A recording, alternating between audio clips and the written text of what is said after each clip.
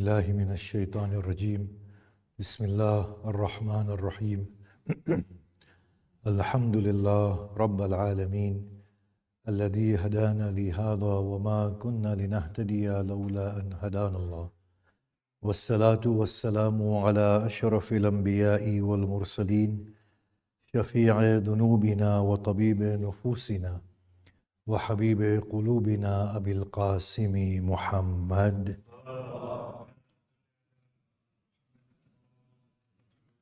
وآله الطيبين الطاهرين المعصومين المظلومين وأصحابه المنتجبين ومن تبعهم بإحسان إلى قيام يوم الدين بسم الله الرحمن الرحيم رب اشرح لي صدري ويسر لي أمري واحلل عقدة من لساني يفقه قولي أما بعد السلام عليكم جميعا ورحمة الله وبركاته أعظم الله أجورنا وأجوركم بمسابنا بأبي عبد الله الحسين عليه الصلاة والسلام. So we stated that the context was right for the coming of a prophet to lead people aright. We stated that the prophet was the right candidate. We also stated that Quran and the prophet together formed the message hand in hand, and that the prophet was the embodiment of the message, not that the prophet had received the book and then he was preaching the book. He was receiving the book, internalizing it, embodying it, living by it, thinking through it, and that was a display of the message to the onlooker. So he went through a growth process, and his growth process, in the rightest sense, is the message that he preached.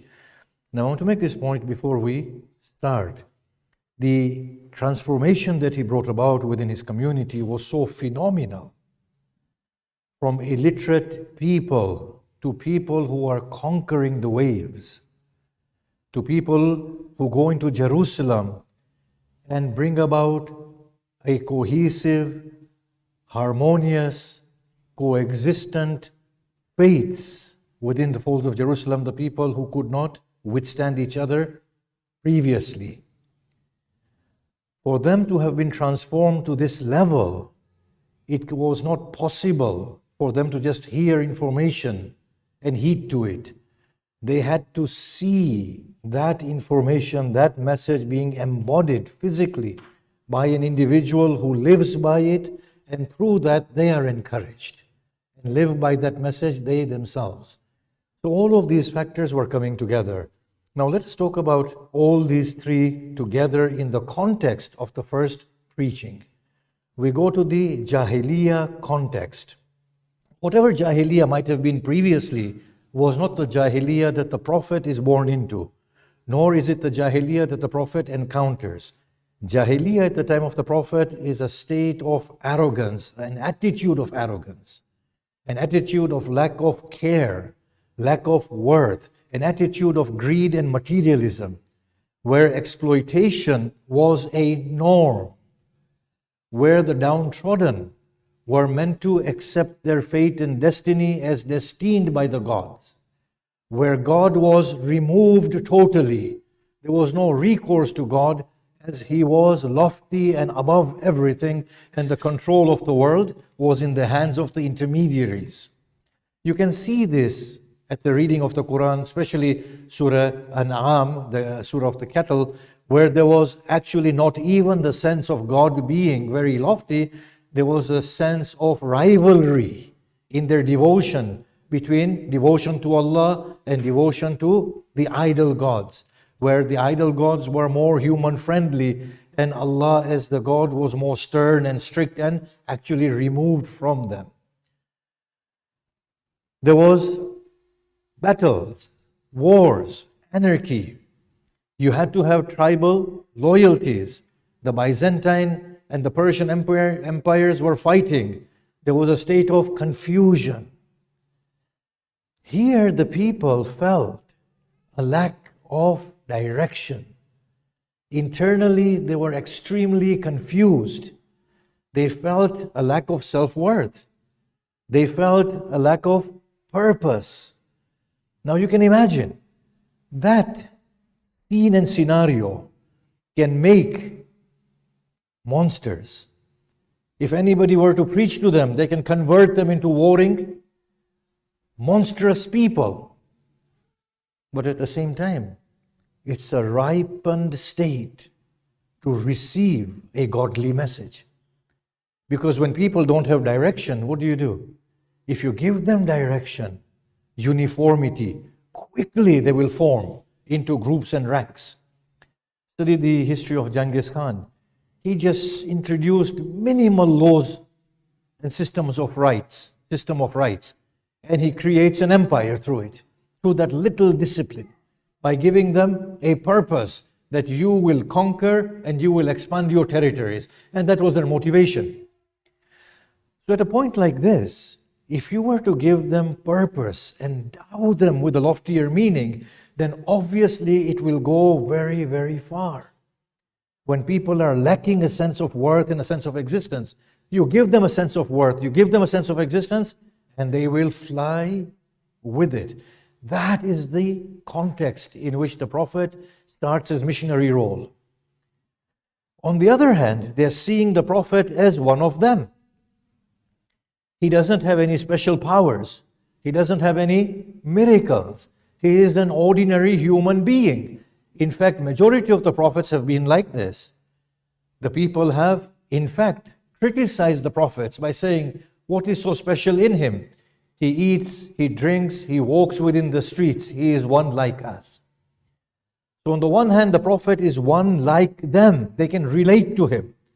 But on the other hand, if one like them can improve so radically and find his way, and find direction and be refined, not to say he wasn't refined, but the refinement that comes upon him, the sophistication that comes upon him, subsequent to the revelation, is unmatched by his previous state. The confidence with which he is now, the way he is speaking, the resolve that he has, the sense of purpose that he has, is not found in him prior to this. He was a private individual, a good citizen of the community.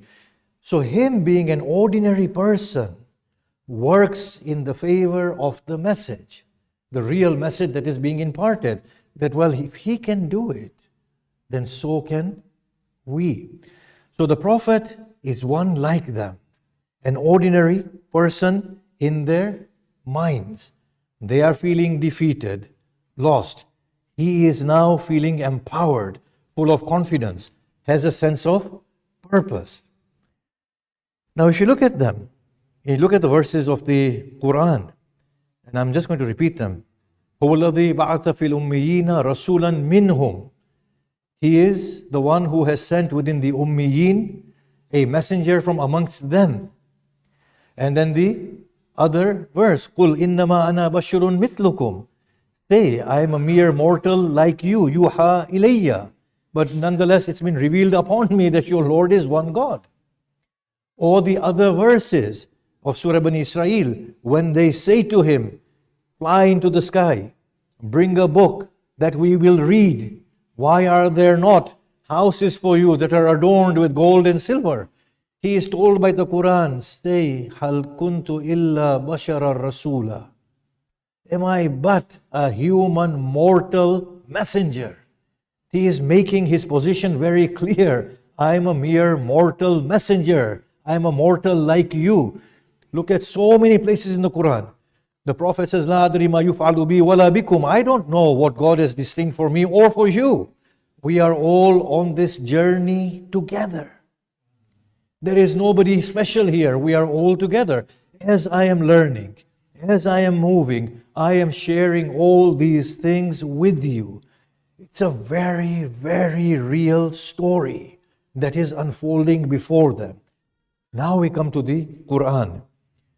Now the beauty of the Quran is that it has to convince them of its veracity. Now to convince them of its veracity, the meanings are not enough. The meanings have to be coupled with things that they understand readily. And what is that? The style and the language of the Quran. Think about it carefully. Today, we preach a message that accords to common sense, to reason, to intuition, to a religious community, what do you get? We get counter arguments, we get backlash, we get banning, we get people being ostracized. This is the harsh reality on the ground.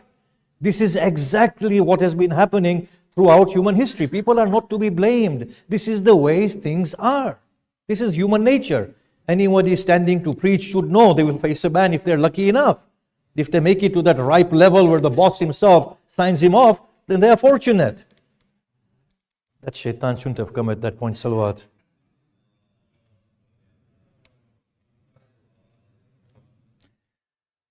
So people will react to the rational message. They will produce counter arguments to counter rationality. I mean, is it not obvious that you can't have two Eids? It's as obvious as daylight. But we have proven no, it's a part of our faith. The right thing to do is to do two Eid, then to do three Eid. Once you progress from 1 to 2, you're going to have 4. Numbers galore. And these things are countered. So the Quran came in a way that could not be questioned. The beautiful eloquence of the Quran. Now, one of the things that the Prophet does is he displays the beautiful construction and formulation of these verses. Now, he takes a small, you've all heard this is popular. Inna a'ataynaka al-kawthar. That was one of the surahs that was known for its style and eloquence. It's the smallest surah that we read in namaz so that our namaz can finish quickly, but it was the surah that changed the minds of the Meccans. Can you imagine? It's a miraculous surah. In any case, the style of the Quran is so phenomenal. For anybody who reads the Quran, when you hear the Quran, you know you're listening to the Quran. It is unrivaled, unmatched in its style. The depth of meanings integrated and interwoven into that beautiful style. Marhum Azgar, when we used to study under him in Madrasa Sayyid al-Khuy, he used to give this example. He said that a Bedouin came to the Prophet. Now, Bedouin were known for their language. The children born within Mecca were sent to be wet nursed by Bedouin women so that they could live within the desert, feel the desert and the real purpose and the identity of being an Arab, and learn the untarnished language of the people who roamed freely, who did not settle in townships. Bedouin came to the Prophet and he said, it is such a simple story, but the way the Quran conveys it. And when Maryam felt the pangs of giving birth, she came to the palm tree. فَلَمَّا جَاءَ الْمَخَاضُ إِلَى جِذْعِ النَّخْلَةِ قالت يا ليتني مت قبل هذا وكنت نسيا منسيا. She said in regret and embarrassment, if only I were to have died before this day and were to have become a forgotten entity. The Bedouin said it's such a simple thing to convey, but the way in which the Quran conveys it, the words, it's phenomenal, the way the endings are. Or you look at the story of Joseph, and those verses where Zulaykha was being blamed and she said, these women really don't know what I'm up against. So she set them all down and gave them a fruit and gave them knives to peel the fruit or to cut the fruit. And then she called on to Joseph, "Ukhruj alayhinna," appear before them. And the Quran talks, وَلَمَّا رَأَيْنَهُ أَكْبَرْنَهُ وَقَطَّعْنَا أَيْدِيَهُنَّ وَقُلْنَا هَاشَ لِلَّهِ مَا هَذَا بَشَرٌ إِنْ هُوَ إِلَّا مَلَكٌ كَرِيمٌ. And when they saw him, they exclaimed, by Allah, this is not a mortal, it is but a noble angel. And they cut their fingers. Now the way the Quran expresses these things is phenomenal. So the language with which the Prophet spoke was the first thing that got to them. They said, no, it is not him, his own meditations or his own deliberations, and it is not a jinn inspiring his mind, because a lot of us have encountered the jinn, and the jinn has spoken poetry through us. But the words that he is coming out with, they are of a different category altogether. The eloquence of these verses were phenomenal. Now the language of the Quran, the way it was ending, Umar found out that his sister and brother-in-law had converted to the faith of Muhammad Rasulullah. So in a rage, and he was known for his rage and his harsh nature. Till the end of his life, he was known for his harsh nature. He used to carry a whip and whip people if he didn't like them. He went to his sister's house. He was there with her husband reciting the Quran. When he heard and they saw him come in, they tried to hide the Quran, the bits of Quran that they had gathered and written. They tried to hide the Quran concealed, fearing his wrath. He said, no, bring it to me. Let me read it. How can such beautiful words be constructed and spoken? And then he read and he said, and the depth of the meaning inside them. So the first thing, and that's when he converted, he went to the Prophet and he converted at that point. This style of the Quran, it was definitely something that brought the minds to pay attention to its content. So here now the style of the Quran was influencing and impacting them. So now when they began to hear, the first thing that happened was that they realized that the God who is so far removed from them, who was unapproachable, has now suddenly become approachable. He is coming down to us, speaking with us. He is communicating with us. Now the impact that must have had upon the hearts would have been phenomenal for people who are lost for sense of purpose and direction. This God says, of course, I'm looking at scattered verses here, but I'm saying just try and piece it all together in your minds. It's over 23 years, and especially over the first 10 years, that this is all happening simultaneously. Many things are happening, but this is one thing.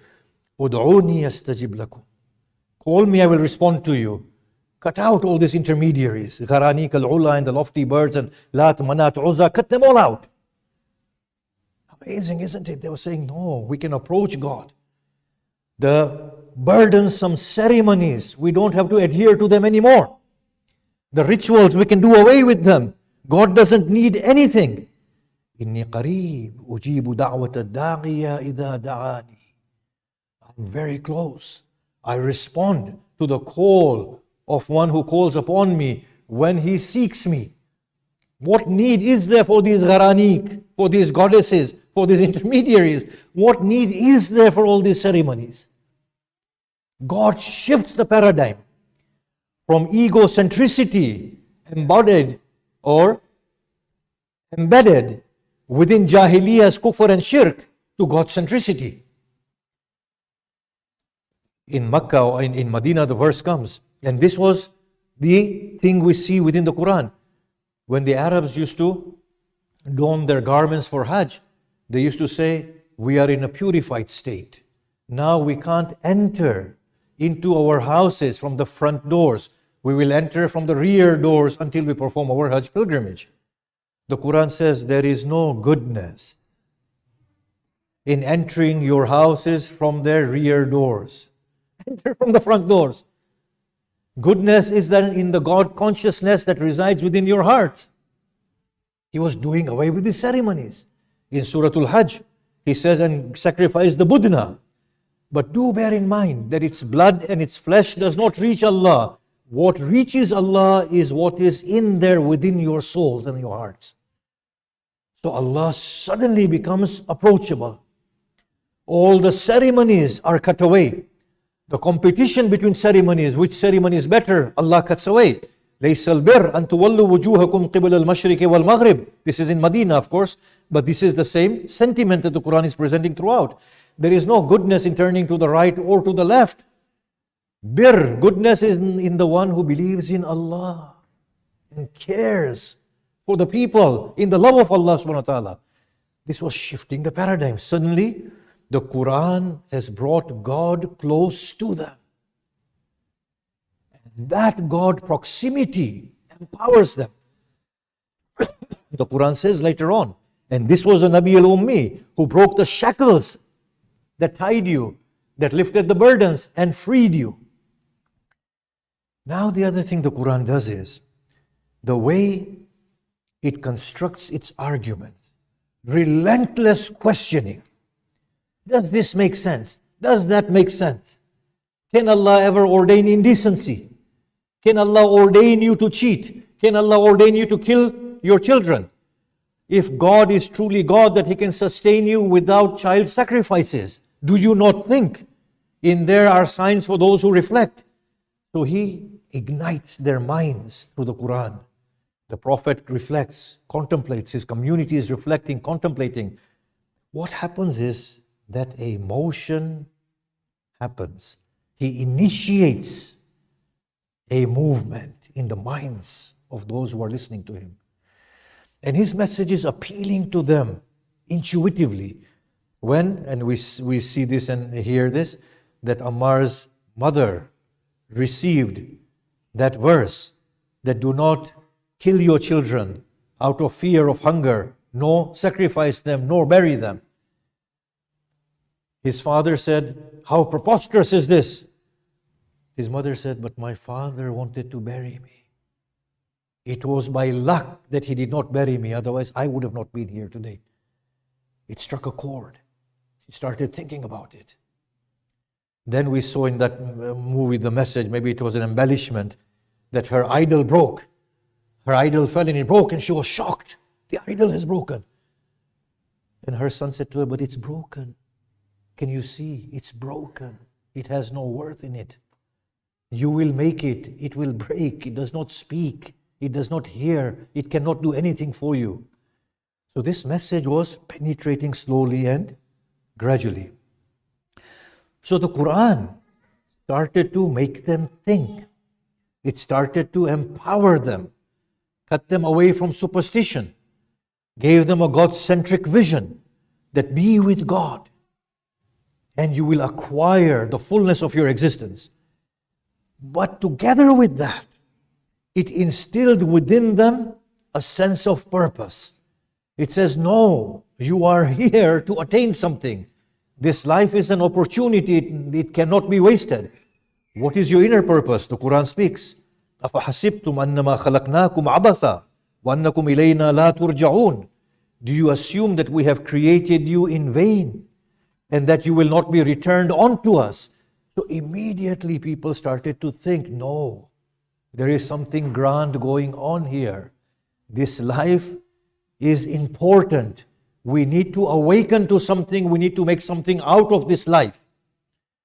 What I'm saying is, this message that the Prophet imparted at that point is so relevant today.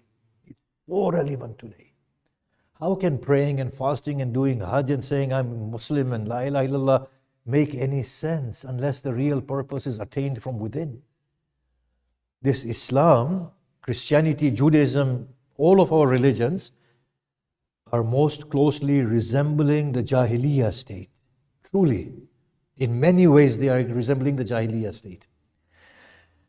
The other thing the Quran did was to say to them that, look, you might be poor, you might be downtrodden, but you have a real opportunity of making it for the real life. This life is only for a few days. It's not going to endure. Many people have come and gone. You yourself have become old, you will die. This is not the real life. You can't live for this real life. You have to live for the life to come. Now you will see the emphasis in the Quran on the hereafter, and we might be talking about it a little bit more in the coming days. That is only because these people largely did not believe in the hereafter. And if you don't believe in the hereafter, then what do you get? You only get this life. And then all types of immoralities are justified, because whatever of the share of life I'm going to get is here right now. It doesn't leave much scope for the flourishing of the inner being. Cheating, killing, pillaging, all of them somehow become justified even though they feel wrong inside. So the Quran came and turned it. The first surahs that were coming in were all talking about the great cosmic calamity, standing before God, the hell that is to come, the heaven that is to come. They were actually shifting the whole paradigm in the minds of the people, that no, this life is not real. The real life is the one that will come. وَمَا هَذِي الْحَيَاةِ الدُّنْيَا إِلَّا لَهْوٌ وَلَعِبٌ. This life of the world is nothing but a pastime and a sport. وَإِنَّ الدَّارَ الْآخِرَةَ لَهِيَ الْحَيَوَانِ لَوْ كَانُوا يَعْلَمُونَ. And the life of the hereafter is the real life if only they were to understand. So therefore these verses were having that impact within their minds and giving them a real sense of purpose. Then God says that the pleasure of God is what you should be seeking. Awaken from within. God does not ask you for anything but to turn to Him and to care for the needy and the orphan and the beggar and be kind to your parents. So you can imagine the verses like these and preachings that started coming, how they must have resonated deep in the hearts of the audience, and how they must have been intrigued, and they must have thought to themselves that yes, this is a real sense of existence. And it gave them direction and a bit of uniformity. Now, when you look at those documentaries in which the non-Muslim reverts come to Islam and suddenly they adopt the strict Muslim attire and grow a foolish sort of and a longish beard, you ask them why. What is the motivation here? They will say, because we have a sense of belonging here. We have a sense of worth, a sense of purpose here. Now, a lot of these people, subsequently, whether they are reverts or young Muslims who were previously lost for direction, make it into the hands of the extremists as well. Why? Because this world is an unworthy place. If we die for the sake of Allah, we get a huge reward in the hereafter. These are the very things that are working today. They were working back then as well. It's human nature.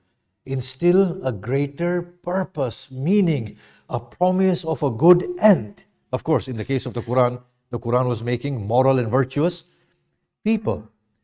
But more than anything, what the Quran did was, it introduced Allah deep within the life of humanity.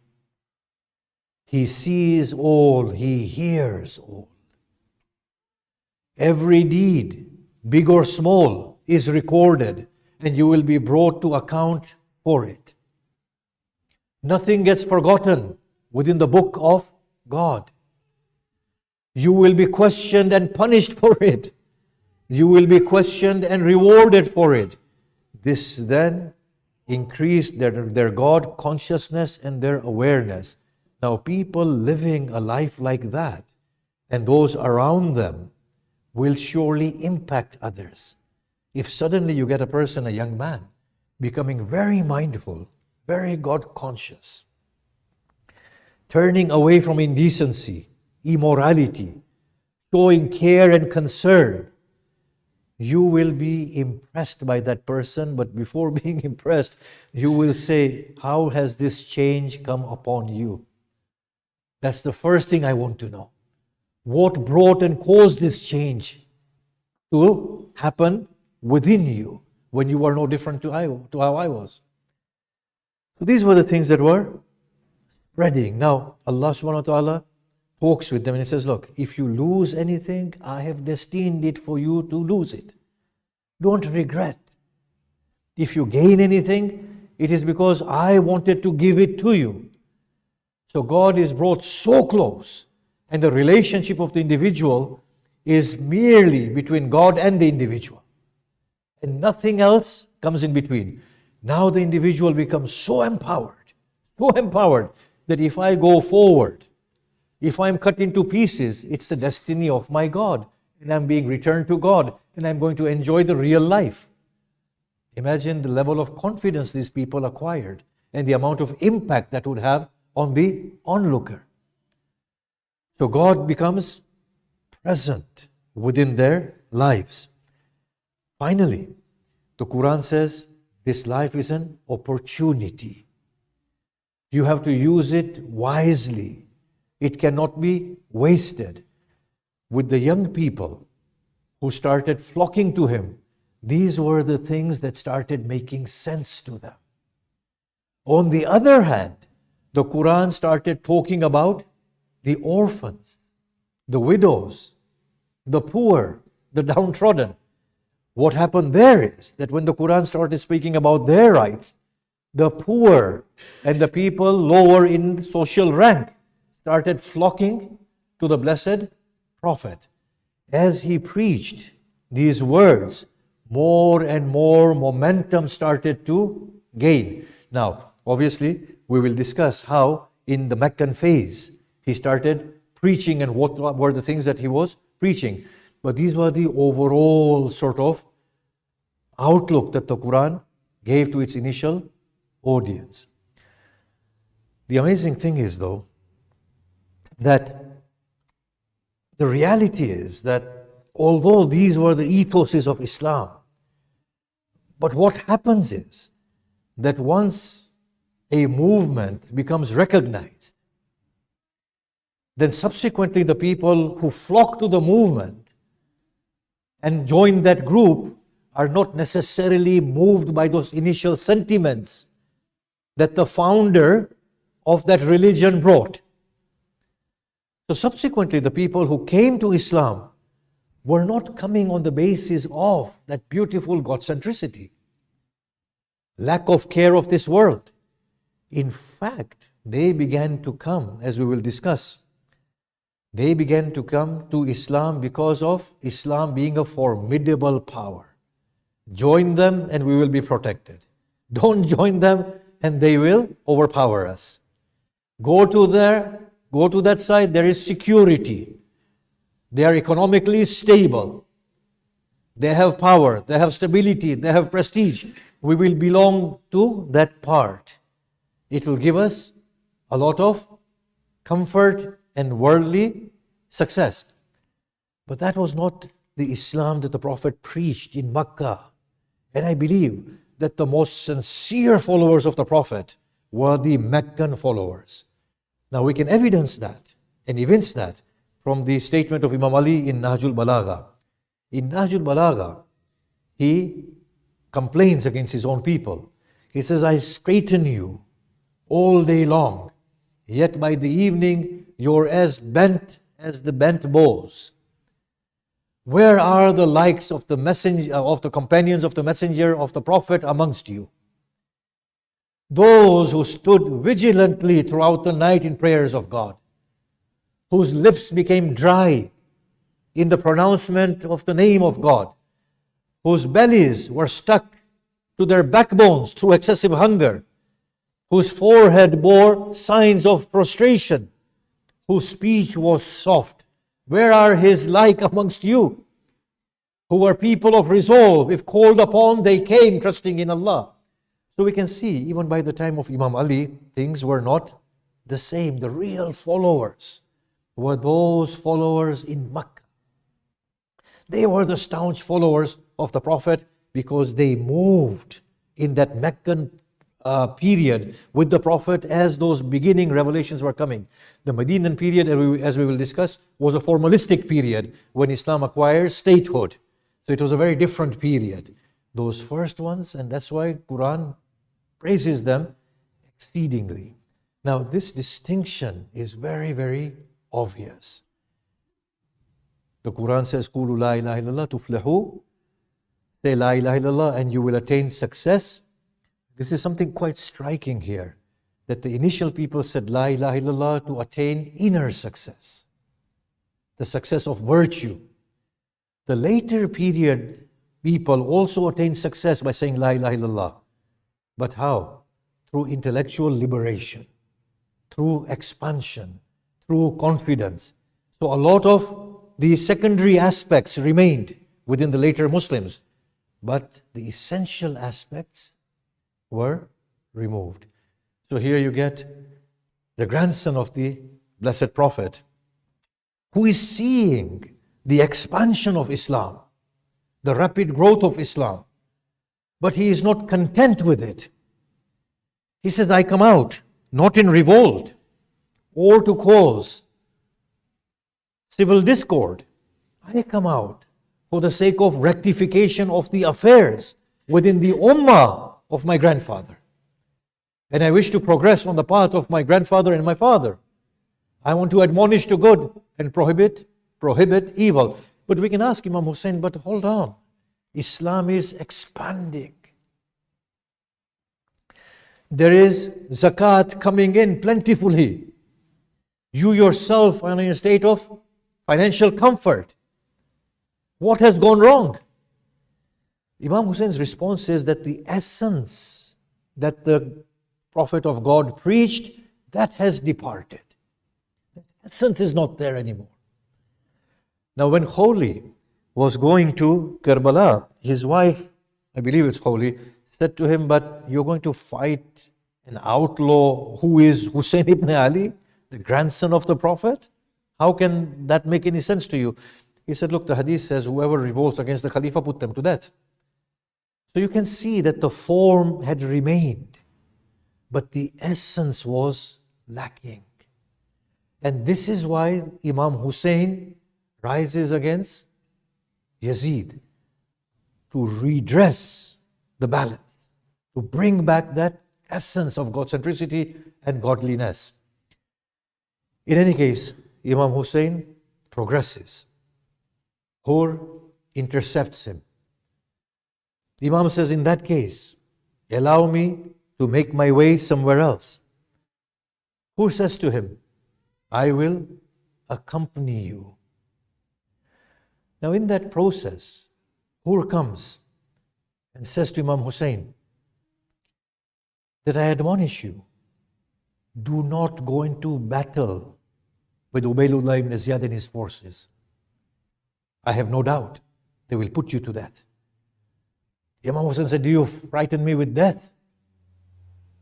Isn't it better that a man who knows he's on the righteous path, holds his head high and gives his life, rather than you calling yourself a free man and your nose being rubbed in dust of humility?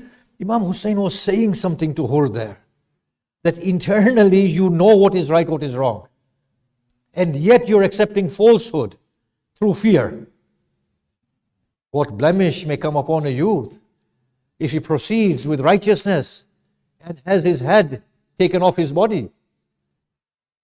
If he dies a free man. If he lives a free, dignified man.